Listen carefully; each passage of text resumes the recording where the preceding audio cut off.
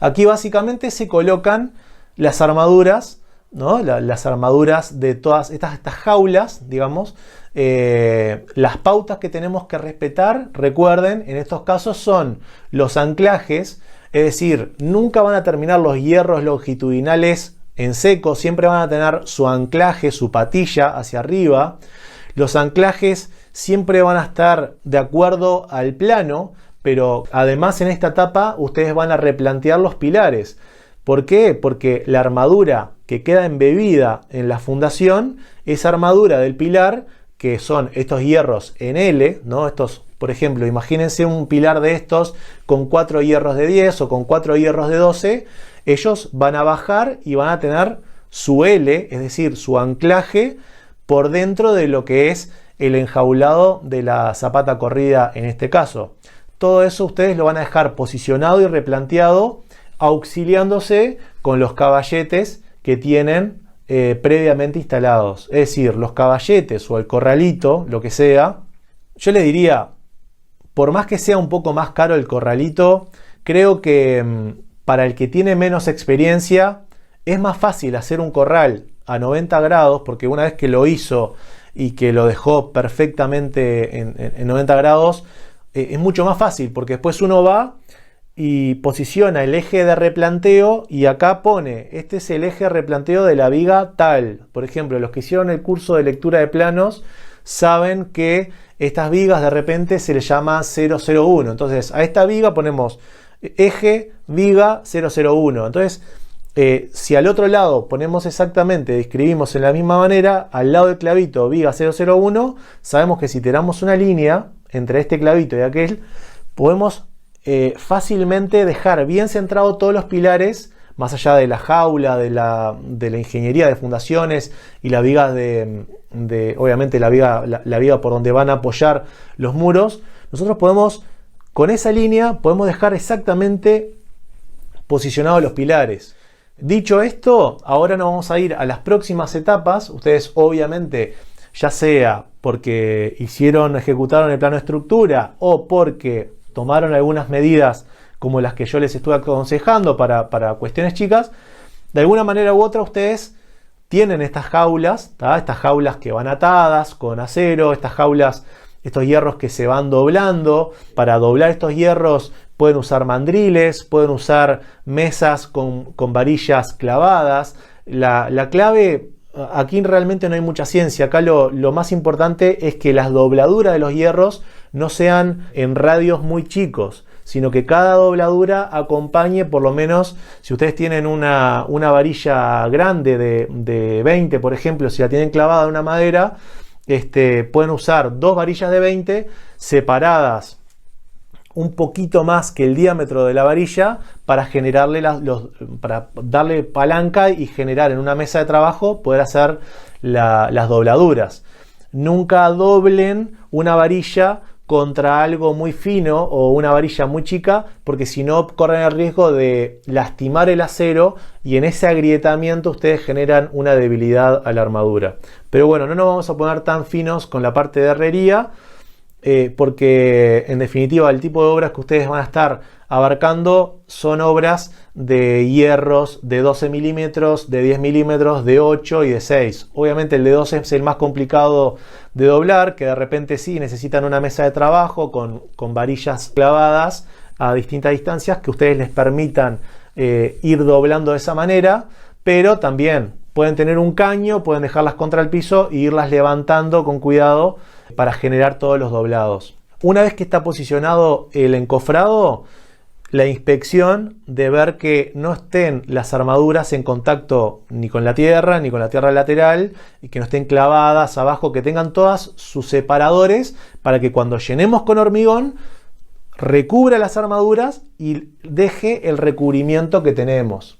Nosotros, cuando trabajemos en las fundaciones, siempre vamos a llenar con hormigón. Por ejemplo, en este caso nosotros tenemos acá, como vemos en el video, ahí les dejé 2 tipos de fundaciones. Una que es el tipo zapata corrida, y como las que podemos ver ahí son zapatas aisladas. No tiene ninguna diferencia, sencillamente la zapata aislada se conecta una zapata con la otra a través de una viga de fundación, y en el otro caso es la zapata y viga corrida, que yo le diría que para lo que es una obra o su primera obra, la zapata corrida es un denominador común en casas de balnearios, para fundaciones tipo arena. Es una fundación que sirve y que se ejecuta muy fácil porque uno abre una zanja, entonces no tiene que andar encofrando mucho, y si el terreno todavía encima ayuda y digamos, se aguanta, no tengo que andar encofrando lateralmente. En términos económicos, obviamente, cuanto menos volumen de hormigón, más barato nos terminan saliendo las fundaciones. Pero tenemos que poner acá en la balanza varias cosas. Por ejemplo, para el caso que tenemos zapatas puntuales o zapatas corridas, nosotros vamos a tener volúmenes de hormigón más chicos, o sea, menores, pero vamos a tener más trabajo de excavación, encofrado. El armado obviamente lleva mucho más tiempo armar una armadura de estas que armar de repente la armadura de una platea. Y obviamente tenemos menos volumen de hormigón, pero por otro lado tenemos más mano de obra. Entonces el balance está entre los materiales que tenemos en la zona. Por ejemplo, estamos en una zona que conseguimos buenos volúmenes de hormigón. Puedo contratar a un mixer que venga en un día y me vuelque 10, 15 metros cúbicos de material o 20 metros cúbicos de material, o no. O estamos en una zona remota en donde el hormigón lo voy a tener que hacer yo con mi cuadrilla. Y bueno, si el caso es que tengo que hacer el hormigón yo, de repente me voy a ir por soluciones que ocupen menos cantidad de hormigón. Ahora, si tenemos buen suministro de hormigón, vale más la pena contratar un hormigón hecho y hacer una fundación más sencilla, como por ejemplo una platea de hormigón armado, que son el tipo por ejemplo, de fundaciones que se usan sobre todo cuando tenemos terrenos de poca capacidad portante. Hoy en día realmente todas las casas de steel frame se hacen de esta manera, construcciones livianas. Las casas de albañilería tradicional pero con techos livianos también se suelen hacer de esta manera, porque en definitiva ustedes tienen que resolver el apoyo de una pared, que ya sea simple o doble, en una platea de hormigón extensa con los refuerzos que ya vamos a ver en el material que tienen que tener. Nosotros los resolvemos muy bien. Incluso les digo que bueno, para una casa de albañilería con techo liviano, una platea de hormigón es un recurso que lleva menor mano de obra, pero mayor costo de hormigón y de acero. Ahí tenemos que entrar en la balanza y hacer los análisis, porque ahí, dependiendo de cada uno, de la zona, del personal que consiga, nosotros en función a eso vamos a determinar una opción u otra. Yo les diría, casas de balneario. Cuando digo casa de balneario, siempre me quiero referir a casas que tengan terrenos tipo arena. Lo universalmente más hecho en estos casos son o zapatas corridas, como en este caso, o plateas de hormigón armado, como estas fotos que les voy a estar colocando. Cualquiera de estas dos opciones son opciones válidas, y son el 99% de las opciones siempre van a estar definidas entre estas dos. La zapata corrida es muy sencilla, pues una zanja, las armaduras son largas, entonces se pueden aprovechar, no hay que hacer tantos cortes, que obviamente se termina desperdiciando muchas veces la armadura en tantos cortes, y bueno, es una armadura sencilla de seguir. Incluso la zapata corrida puede llegar hasta ser una estructura de hormigón ciclópeo con una viga de coronación arriba, como estos croquis que les estoy mostrando. O si ustedes tienen presente en el terreno piedras, por ejemplo, o están en una zona arriba de un cerro o este tipo de cosas, pueden ir por soluciones corridas con hormigón ciclópeo y sencillamente arriba hacerle una viga de coronamiento, digamos, una carrera que obviamente es armada, pero distribuye muy bien la carga en esa fundación de hormigón ciclópeo que se apoya prácticamente arriba de la piedra. En terrenos más inestables, en terrenos rellenos o terrenos con menor capacidad portante, y bueno, ahí sí, o se suelen hacer pilotes, que para hacer los pilotes tiene que venir una empresa que los pueda ejecutar correctamente. Esto por lo general se hace en cooperativas de vivienda, se hace de esta manera porque hay un volumen muy grande de fundaciones para hacer, entonces el volumen que se ahorra de hormigón es mucho y las empresas que vienen con una pilotera hacen los pilotes y digamos es muy eficiente porque la máquina y las dos personas que se necesitan para hacer esos pilotes, el operador y otro que vaya marcándole los puntos, es una solución que en un volumen grande termina siendo muy rentable. Sin embargo, para una casa, yo les diría, y más sobre todo si ustedes van a encarar sus propios proyectos, para un terreno de baja capacidad portante, es preferible que hagan una platea. Van a gastar más hormigón, pero van a tener la seguridad de distribuir las cargas en una superficie muy grande. Y además hay otro tema con la platea. La platea, tengamos en cuenta que también la platea ya es nuestro contrapiso. Es decir, con estas soluciones de la zapata corrida, con estas soluciones de zapatas aisladas, está todo muy bien, está bárbaro porque ahorramos mucho en hormigón estructural y en acero estructural porque lógicamente el volumen de fundación de hormigón es menor. Ahora, igual tenemos que hacer un contrapiso de hormigón. Y un contrapiso de hormigón, por más que lo hagamos de cascote, va a llevar arena, portland y piedra. O como el 4-3-1 que les mostré en la clase de contrapisos, o en vez de 4-3-1 pueden hacerlo 4-4-1, o agarran 2 de cascotes, 2 de piedra, 3 de arena y 1 de portland, pero por más pobre que sea es un hormigón que sale plata. Entonces, cuando vayan a tomar la decisión de si se van por una platea o se van por soluciones de este estilo, como la zapata corrida, como zapatas aisladas, piensen que las zapatas aisladas o las zapatas corridas igualmente después van a tener que hacer un hormigón de contrapiso de por lo menos 7 centímetros de espesor, sobre lo cual después va a ir obviamente el adhesivo o la carpeta niveladora, el adhesivo y el cerámico. Entonces, hay una gran parte de empresas constructoras de casas que hoy por hoy se complican lo menos posible, contratan la menor cantidad de mano de obra posible, que termina siendo siempre el cuello de botella de producción, los costos, los paros, cuando hay obviamente mal tiempo impacta directamente en los costos de mano de obra. Entonces, prefieren ir y en una semana hacer una limpieza de terreno, rellenar y en la siguiente semana hacer todo el replanteo, el encofrado. El encofrado se hace muy fácil con tablas de canto, con piques de manera de que la tabla no se deforme con el llenado del hormigón. Y una vez que está hecho y replanteado, se coloca el film de polietileno, se le coloca la armadura, se le ponen los refuerzos de armadura en todas las zonas donde apoyan las paredes.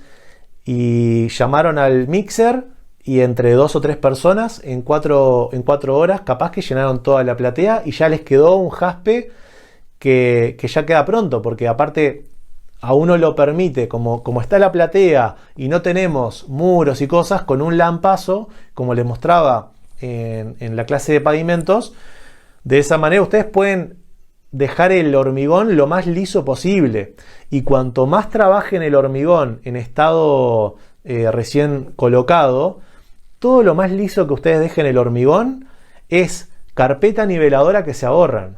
De hecho, si ustedes dejan tirar el hormigón y a las 2 o 3 horas, sin que el hormigón haya endurecido, pero que todavía uno lo puede trabajar, le puede sacar las imperfecciones, si a eso le barre una lechada de arena y portland, ya le deja la carpeta niveladora integrada y nos ahorramos ese material. Entonces, yo no quiero flecharlos para que se hagan siempre una casa con una platea de hormigón, porque es verdad, dependiendo de las zonas en las que estén, traer el material puede ser más costoso o puede ser más complicado por la oferta. Muchas veces es complicado para zonas, por ejemplo, como Punta del Este o Montevideo, donde hay edificios por todos lados, conseguir un camión con 10 metros cúbicos de hormigón, muchas veces es complicado, porque uno llama a una fábrica y le dice, mirá, mañana tengo que entregar 400 metros cúbicos, hasta dentro de un mes no tengo un hueco para mandarte un mixer especialmente para vos, porque la realidad es que los suministros o los mixers de hormigón muchas veces trabajan fue un hormigón y mientras fue un mixer volvió el otro, llenó porque de repente son hormigonados muy grandes y necesitan no cortar la tarea de hormigonado y por eso no es fácil conseguir un hormigón, sacarlo de esa cadena de producción para hacer un llenado concreto. Imagínense que una casa de 100 metros cuadrados con una platea de 15 centímetros son 15 metros cúbicos de hormigón y son 2 mixer. Ahora, si tenemos la suficiente planificación y tenemos un suministro de hormigón, que muchas veces saben lo que va a pasar, el suministro le va a decir a ustedes, mirá, el sábado desde las 9 hasta las 11 de la mañana te puedo mandar 2 mixers de hormigón. Y se van a tener que acoplar a eso. No va a ser que el hormigón va a llegar cuando ustedes lleguen. Ojalá así sea, pero realmente la mayor parte de las ocasiones las empresas, las plantas de hormigón están realmente a agenda llena porque están suministrando para pavimentos si son volúmenes enormes, para edificios si son volúmenes gigantes. Entonces, yo lo que les quiero decir es, si tienen la opción de hacer una casa, digamos, con una platea de hormigón, ustedes se van a simplificar mucho las tareas de replanteo, se van a simplificar mucho las tareas de encofrado, no van a tener prácticamente tareas de excavación, van a tener resuelto el contrapiso ya porque van a tener nada menos que una platea de hormigón armado y el armado es muy sencillo porque el armado va a ser cortar los hierros de los largos que ustedes necesiten y dejarle las patitas en ambos extremos para que funcionen bien anclados. Van a tener que hacer unos refuerzos, pero esos refuerzos obviamente se van a poner para recibir las cargas más concentradas de los muros. Y lo que yo les sugiero siempre es no terminen la platea contra el muro. Si ustedes pueden extender la platea por lo menos 30 centímetros, por decirles algo, entonces el muro no trabaja tan sobre el final de la platea. O sea, si esta es mi platea, ustedes van a evitar que el muro trabaje contra la punta, porque obviamente esto va a tender a hundirse mucho más así la platea es un poco más grande y el muro trabaja más en el medio. Entonces ahí la platea se va a apoyar de los dos lados del muro. Entonces es un poquito más, se extienden 30 centímetros más, pero en realidad están haciendo una falsa zapata invertida, como una falsa T, que soporta mucho más y distribuye mucho mejor la carga de un muro que si le hacen meramente el ángulo a 90 grados. Obviamente esa parte va a tener una armadura que va a ser superior e inferior, la pueden generar con una U o la pueden generar con la armadura inferior y refuerzos superiores de los distintos largos que indique el plano, o bueno, yo les voy a marcar algunos ejemplos para que ustedes tengan para usar, pero evidentemente la platea podrá tener su costo en cuanto al hormigón y en cuanto al acero, obviamente, pero por otro lado tiene menos mano de obra, todas las ventajas que ya hemos hablado antes. La carpeta niveladora que la podemos llegar hasta evitar si la trabajamos en un estado semifresco, el hormigón. No tenemos que encofrar tanto porque obviamente la zapata corrida, de repente la parte de la zapata la llenamos contra la excavación, pero después para llenar la viga tenemos que hacerle un encofrado. Y el encofrado se coloca haciendo perforaciones al hormigón, clavando alguna varillita, o colocando las maderas que tenga, digamos, algún sistema de apuntalamiento contra la tierra. Entonces, ese encofrado también sale plata, la armadera sale plata, es un trabajo que hay que tener cuidado, que hay que seguir muy bien las líneas de replanteo, porque sobre esa viga va a venir luego nada menos que mi muro. Pero bueno, ustedes sacarán obviamente los números en función a la zona en la que se encuentren, en función a los materiales que dispongan, y en función a eso optarán por una solución u otra. Más allá que sea de una forma u otra, hay algo que es muy importante, que es las instalaciones sanitarias. ¿Por qué les digo esto? Porque ustedes necesitan instalar la instalación sanitaria para luego no tener, como en este caso, estas fotos que les muestro, que realmente un espanto que han hecho, que como no se avivaron de instalar las instalaciones sanitarias, luego tuvieron que salir a picar las fundaciones. Imagínense la afectación estructural que tienen, porque acá tuvieron que cortar hierro, tuvieron que hacer desastres para poder pasar con las instalaciones sanitarias. Es decir, dejen todo lo que es los desagües, el desagote del inodoro, ustedes lo deben dejar ya previsto antes de llenado. Estamos instalando previamente la cañería para no tener estos problemas. En la cocina lo mismo, instalarlas, ya dejar las graseras previstas, o por lo menos los desagües previstos para luego instalar las graseras, porque en definitiva lo que no queremos es tener todas las fundaciones y tener que andar picando porque no previmos hacer los desagües. Aquí vamos a aplicar todo lo visto en el módulo de sanitaria. Las pendientes del 2%, tanto para primarias como para secundarias. Vamos a instalar los sifones, vamos a instalar las ventilaciones. Recuerden que las normativas que tenemos, por ejemplo en Uruguay, pero más allá que en Argentina creo que son prácticamente iguales las normativas, y en otros países estoy seguro que también, porque son normas sanitarias basados en normativas internacionales, pero recuerden que la necesidad o no de ventilar aquellas instalaciones que puedan tener menos de 5 metros, desde el inodoro de repente hasta la cámara primaria. Si ustedes tienen un baño y al otro lado de la pared está el exterior, ustedes van a poder hacer una cámara de inspección y esa cañería no tienen por qué ventilarla. Ahora, si el baño queda en suite en el medio de la casa y tienen más de 5 metros, ahí sí tienen que prever la instalación de las ventilaciones. Y esas ventilaciones ya deben dejarlas colocadas, o sea, previstas, de manera de que suban por dentro de los muros. Y para que suban por dentro de los muros, seguramente, o sea, sin el seguramente, van a pasar por dentro de lo que son las vigas. Entonces, esas ventilaciones, las ventilaciones de las cañerías primarias, las tienen que dejar previstas. Y con las secundarias lo mismo, y mucho más. Si ustedes tienen, por ejemplo, una platea de hormigón armado, tienen que dejar prevista toda la instalación sanitaria de primarias y de secundarias. Obviamente, toda la instalación de distribución no lo van a hacer en ese momento porque no tienen las paredes para instalarla. Pero es preciso dejar todas las instalaciones de sanitaria que puedan obstaculizar luego con los elementos estructurales. Entonces, resuelven todo eso y luego proceden al llenado.